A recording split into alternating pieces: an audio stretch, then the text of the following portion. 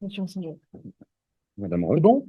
Bien, eh bien, nous allons reprendre cette journée d'études du GIS qui a été passionnante tout du long et qui va se terminer en apothéose avec 3 interventions, 4 intervenants. Nous commençons tout de suite parce que nous avons un petit peu de retard avec Samuel Van Singel, comment on prononce comme ça, Oui, oui. et Noémie Roch. Alors, en quelques mots, Samuel Van Singel est doctorant à la Sorbonne avec un sujet de thèse intitulé, pardon, ah oui, Sorbonne Paris Nord, pardon. On s'y perd, ça change tous les 6 mois. Son sujet de thèse, les jeux vidéo, un sport moyen, sociologie de la production du spectacle sportif. Et puis, à ses côtés, Noémie Roch, qui est aussi doctorante, mais alors en sciences de l'éducation. On est tous les deux en sciences de l'éducation. Ah, vous êtes tous les deux en sciences de l'éducation. Voilà. Ah oui, non, voilà. C'est que vous êtes tous les deux à terre. Oui. L'un en sociologie et l'autre en sciences de l'éducation. Et alors, je vous rassure tout de suite, les, les administratifs qui ont inventé ces termes sont géniaux. À terre, on peut s'en relever. J'ai été à terre. Donc, je vous donne la parole pour une intervention intitulée Fortnite, expliquer aux nobles comment rendre intelligible une partie de jeux vidéo diffusée sur Internet. Merci Thierry pour l'introduction et notre présentation. Et merci au GIS pour l'invitation. On voudrait introduire cette présentation par un court extrait en fait de Fortnite, enfin d'une partie de Fortnite qui est tirée de la finale des derniers championnats du monde qui ont eu lieu en 2019 dans un grand stade au Brésil. Et donc Fortnite, si vous ne le savez pas, c'est un jeu vidéo de tir en arène fermée où les joueurs, au nombre de 100 en début de partie, se battent pour être le dernier survivant. On appelle ça un Battle Royale, comme le film éponyme. Je ne sais plus de quelle date. Le début de partie de Fortnite est souvent très lent, les 15 premières minutes. Puis les 10 dernières sont très intenses. Voilà, donc là, on va vous passer un extrait en fait, de la fin de partie où il ne reste que 5 ou 6 joueurs. On voudrait vous montrer un petit peu cette intensité, mais prêtez attention également aux commentaires.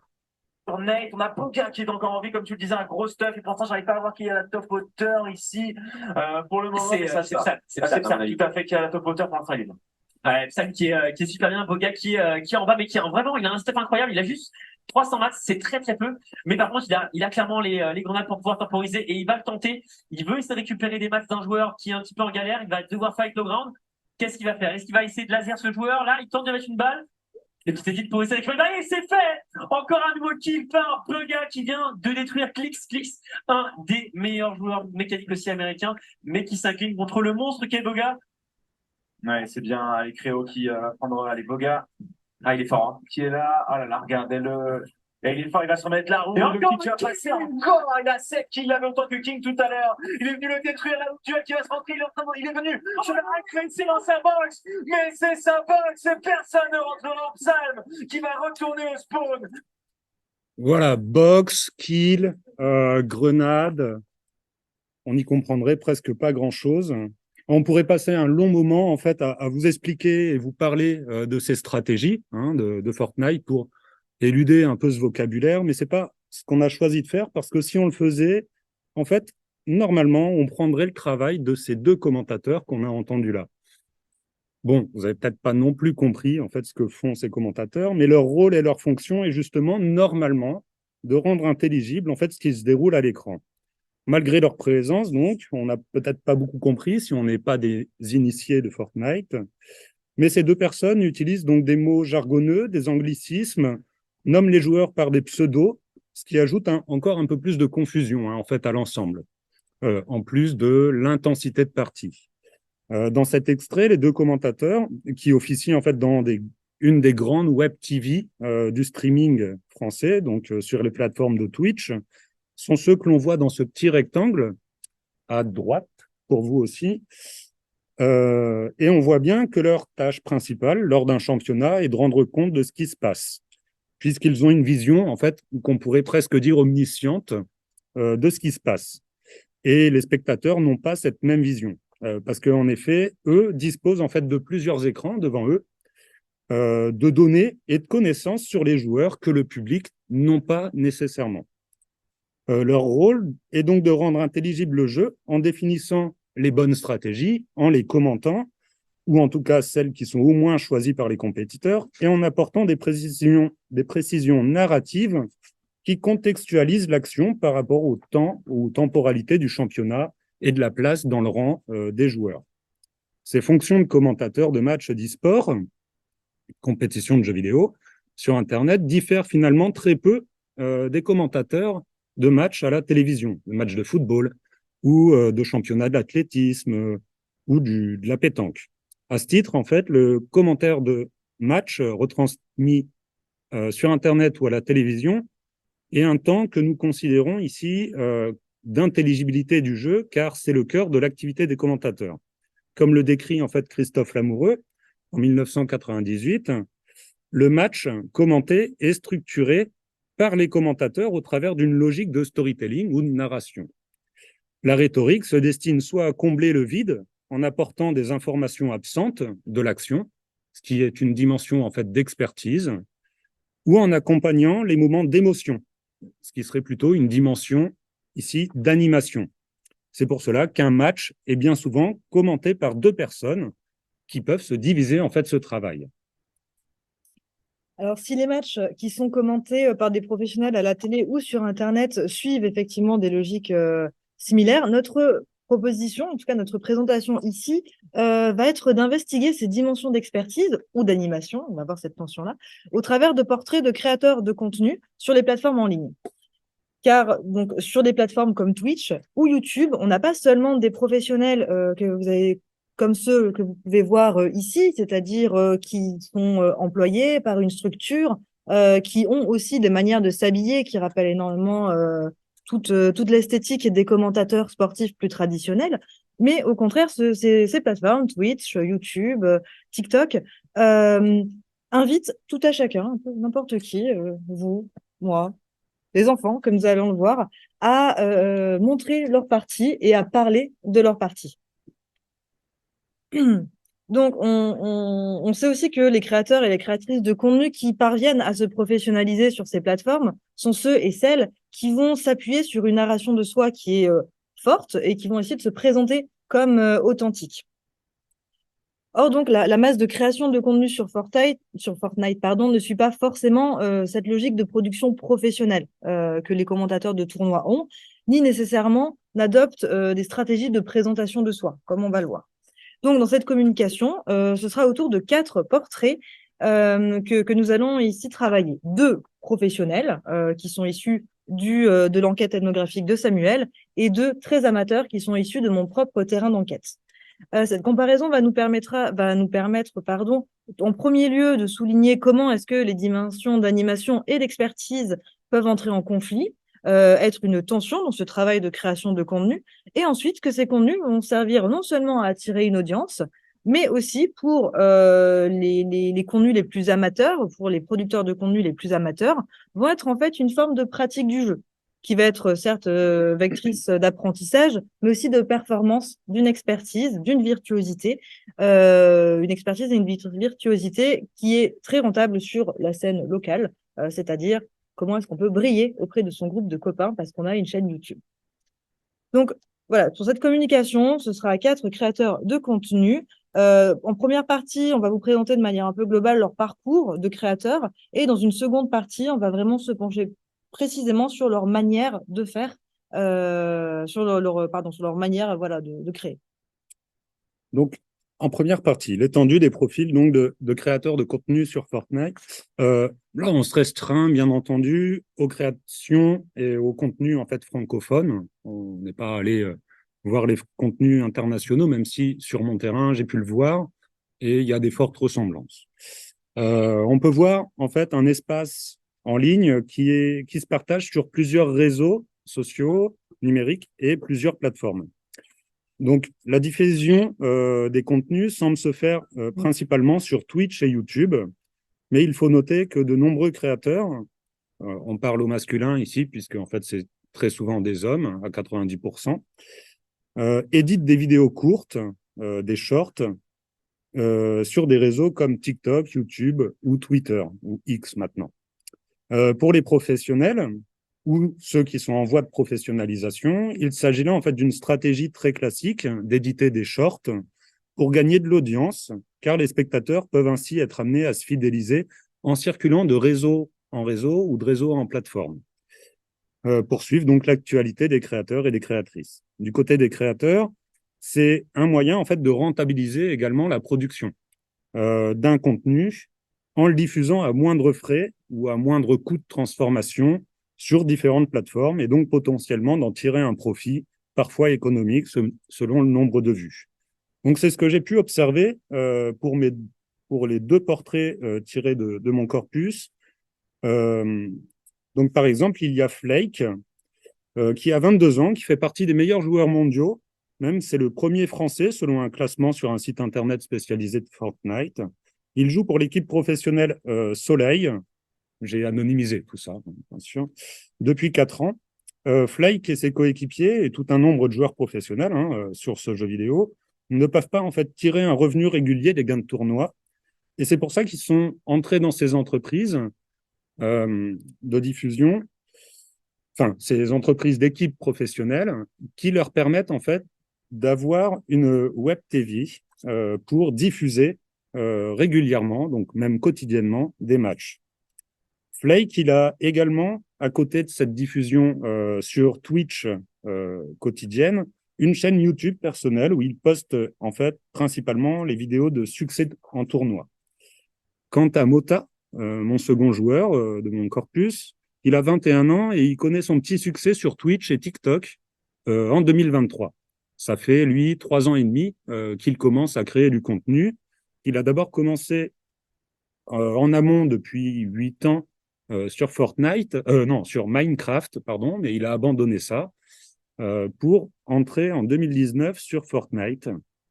Au début, en 2019, il n'avait sur Twitch que 50 spectateurs, parfois 100. Et là, en 2023, il est suivi par 267 000 personnes sur Twitch, 375 000 sur TikTok, et ses streams régulièrement font entre 500 et 500 spectateurs environ. Sur YouTube, ces vidéos récoltent entre 500 vues et 3000 vues. On passe maintenant du coup à mes amateurs. Très amateurs, puisque le premier donc s'appelle Anthony.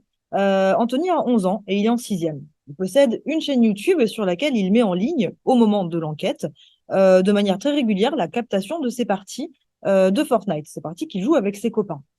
La captation et la publication chez Anthony, donc ça se fait en 2 temps. D'abord, il filme et ça s'effectue depuis le service de streaming de YouTube, puisque oui, YouTube copie un peu Twitch et on peut faire du direct live sur YouTube.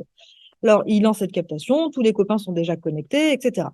Ensuite, il va récupérer cette captation-là, faire un petit montage très sommaire, couper le tout début quand il est en train de faire ses petits réglages, couper la fin quand ça traîne, et paf, il met ça ensuite sur YouTube. Alors, sa chaîne, on n'est pas sur les mêmes, vous doutez bien, sur les mêmes grandeurs, hein, on n'est pas sur les mêmes ordres de grandeur que pour Mota et Flake, puisqu'il n'a qu'une dizaine d'abonnés sur sa chaîne YouTube. Il a pratiquement aucun commentaire, le pauvre Anthony. Et ses lives sur YouTube ne réunissent en général qu'un ou deux de ses copains quand il a de la chance, et parfois un inconnu de passage qui ne devient pas un public régulier. Alors Raphaël, Raphaël est un peu plus âgé qu'Anthony, puisque Raphaël a 12 ans. Lui, il est en 5e, il n'est pas scolarisé dans le même établissement qu'Anthony, ni que le reste de ses copains à Raphaël avec qui il joue à Fortnite. C'est un détail qui est important, on n'aura pas forcément le temps de le développer, mais je vous encourage à me poser une question à la fin par rapport à ça. Voilà. Et donc, il possède lui aussi une chaîne YouTube sur laquelle il poste donc des retransmissions de parties de Fortnite, là, exactement tout pareil qu'Anthony. La différence, c'est que lors de l'enquête, Raphaël avait cessé de poster sur cette chaîne depuis plusieurs mois pour finalement complètement l'abandonner. Moi, je pensais que c'était fini. Et puis soudain, une deuxième chaîne surgit du néant, qui est en fait la chaîne secondaire de Raphaël, sur laquelle il se remet à streamer. Pas uniquement sur du Fortnite, mais quand même pas mal sur du Fortnite. Et donc, lui, il a aussi une phase de montage, comme Anthony, sauf que le montage est un peu plus poussé. Il ajoute un écran titre, il affiche son nom de chaîne, il y a une musique dynamique d'introduction, etc. Et bon, ces deux chaînes comportent effectivement peu de vues. Il y en a un peu plus quand même que sur celle d'Anthony, mais il n'y a pas plus de commentaires. On n'est pas sur des success stories ici. Donc, ces 4 profils de créateurs de contenu sur le jeu Fortnite ne reflètent bien sûr en rien l'exhaustivité de la population, mais elles soulignent des écarts importants. D'un côté, on a Flake, qui est le profil typique en fait d'un professionnel du jeu vidéo et de ses compétitions. Il est reconnu pour ses résultats en tournoi, se fait embaucher par une équipe professionnelle et se met donc à réaliser des contenus vidéo dans un environnement bien cadré, avec des horaires fixes, donc de production, une réputation qui est aussi apportée et soutenue par l'équipe. Quant à Mota, on voit un parcours plus sinueux. Si cette année, il accède donc à cette petite notoriété, il a quand même mis 4 ans à la construire en partant de presque rien. Du côté des 2 enfants qui produisent en amateur, sans volonté ni ambition aucune de s'insérer dans le marché professionnel du jeu vidéo, en tout cas peut-être pour l'instant, ou de l'animation ou du commentaire, le travail de mise en récit de soi ou de promotion de son contenu reste en fait très limité et entrecoupé de phases d'investissement et d'abandon de la pratique du streaming, alors que dans les 2 autres cas, on est sur quelque chose qui donc doit se faire tous les jours. Et donc, les diffusions des 4 créateurs sont très différentes, vous vous en doutez, ne serait-ce que dans les objectifs visés. Pour Flake et Mota, la création et la diffusion de contenu sur Fortnite, ça nourrit leur objectif de professionnalisation autour du jeu vidéo, tandis que pour Raphaël et Anthony, la production de contenu semble être surtout une autre manière d'investir le jeu, de s'investir dans le jeu, en tentant aussi de capitaliser sur leurs performances en jeu qui sont légèrement meilleures que celles de leur père. Et ce faisant, ils vont se créer, ou tenter de se créer en tout cas, un statut d'expert, chacun au sein de leur groupe. Et donc, par ailleurs, si ces 2 types de profils, effectivement, apparaissent très distincts, puisqu'ils n'ont ni les mêmes objectifs, ni les mêmes parcours, vous l'avez saisi, ils s'appuient quand même sur des stratégies et sur des contenus vidéo qui peuvent se rapprocher, voire pour certains qui sont une application presque telle quelle des normes de présentation de soi et d'activité de stream en vigueur sur ces plateformes. Et ce sera du coup notre deuxième partie. Voilà, tout à fait. Et donc, l'écart portrait souligne donc ces écarts, mais ça nous interroge en fait sur leur manière de faire concrètement du contenu. Donc, on va investiguer dans cette seconde partie en fait les temporalités un petit peu de la diffusion et les styles de création ou type de contenu. Donc, Flake, le portrait 1, diffuse en fait généralement aux mêmes horaires chaque jour, à moins qu'un tournoi important ne change son programme et donc change le programme entier de l'équipe à laquelle il appartient, sur Twitch en tout cas. Alors que sur sa chaîne YouTube, il n'a pas de réelle plage de diffusion, contrairement à d'autres créateurs et créatrices de contenu, parce que d'ordinaire, la stratégie sur YouTube, c'est aussi d'avoir une publication régulière pour amasser le nombre de spectateurs et les fidéliser. Mais lui, Flake, il a choisi de ne poster en fait que ses succès lors de tournois internationaux. Donc, son contenu YouTube, en fait, reflète plus son expertise du jeu, contrairement à son stream quotidien. Quant à Mota, lui, il suit une routine semblable, mais un peu différente. Il diffuse ses parties en direct sur Twitch en fin d'après-midi, puis très tard le soir. Ces diffusions nocturnes, qui peuvent se terminer entre 23h30 et 2h du matin, ont 2 raisons. En 2020, il vivait encore chez ses parents, et comme il le disait lui-même sur ses streams, il devait en fait se soumettre à leur rythme quotidien, c'est-à-dire manger à heure fixe, participer à la soirée cinéma, etc. Aujourd'hui, il vit seul et donc il peut éviter en fait le créneau horaire le plus chargé de Twitch, c'est-à-dire le 19h, 22h, à peu près. Et donc, il peut streamer en amont et ensuite.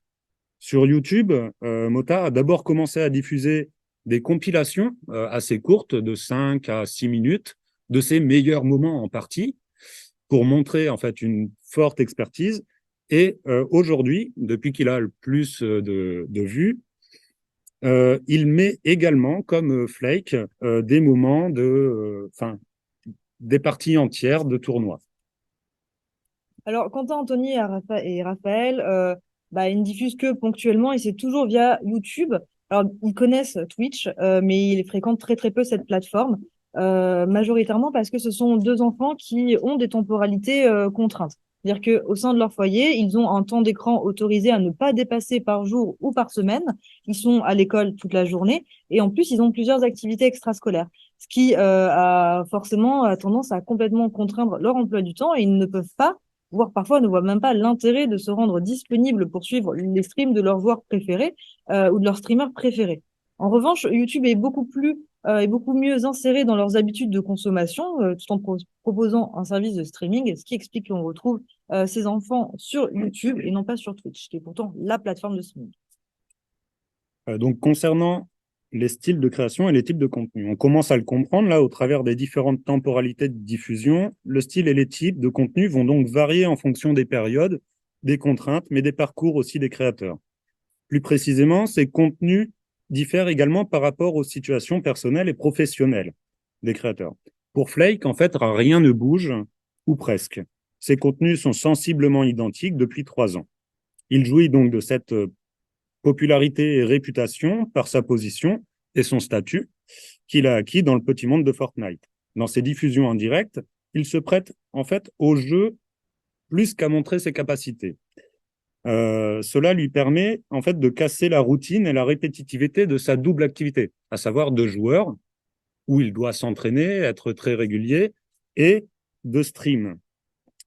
De fait, durant ces directs, il est plus à même en fait de discuter avec les spectateurs via le chat et à répondre à toutes sortes de remarques, de blagues, de questions ou aux différentes souscriptions et dons qu'il peut recevoir.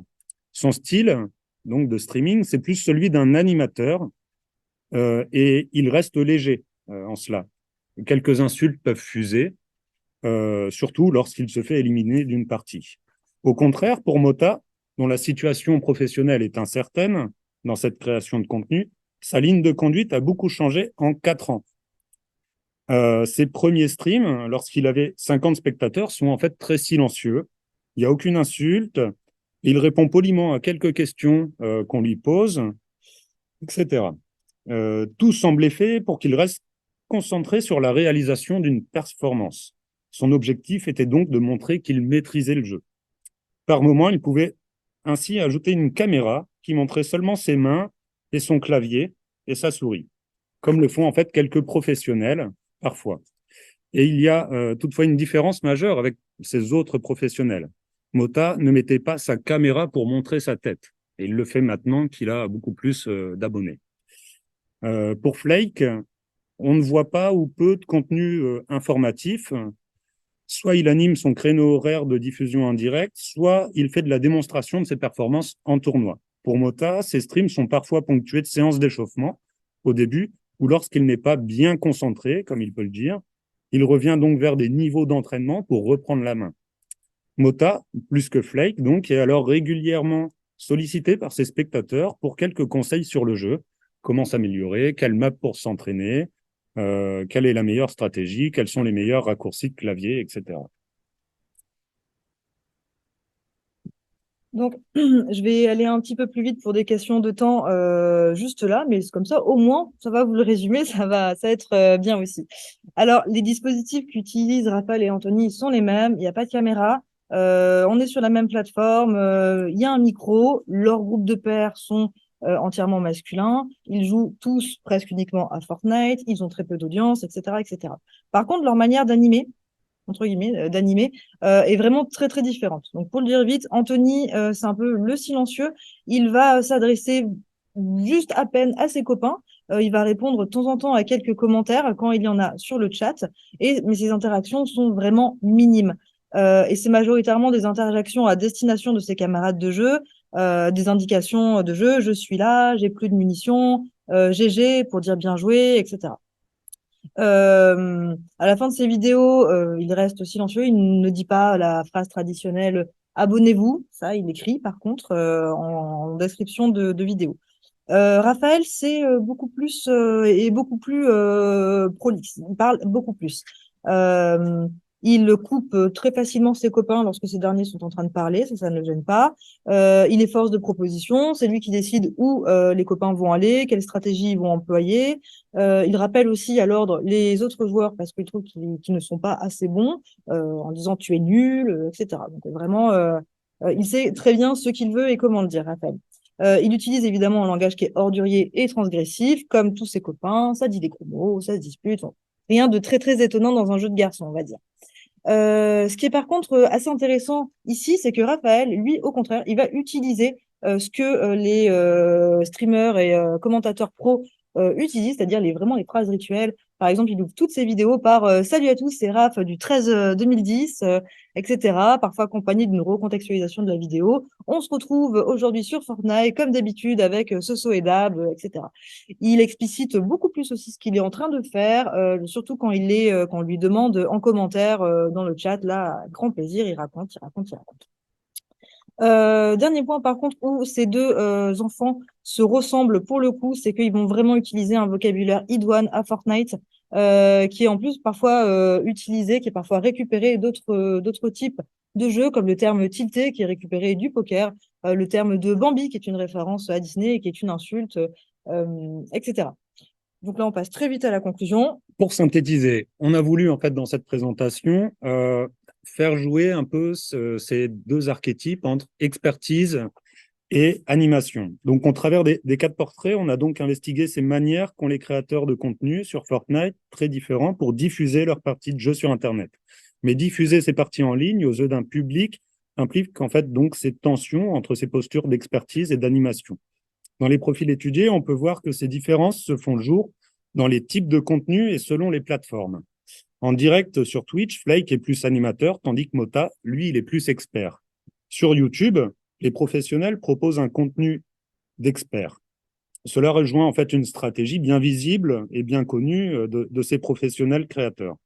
Si pendant les streams, les créateurs de contenu répondent ou explicitent peu leurs choix et les manières de faire ou de jouer, ils créent des vidéos où ils référencent en fait ces stratégies, comment ils ont fait ce tournoi, etc., ou comment s'entraîner sur une bonne map. Voilà.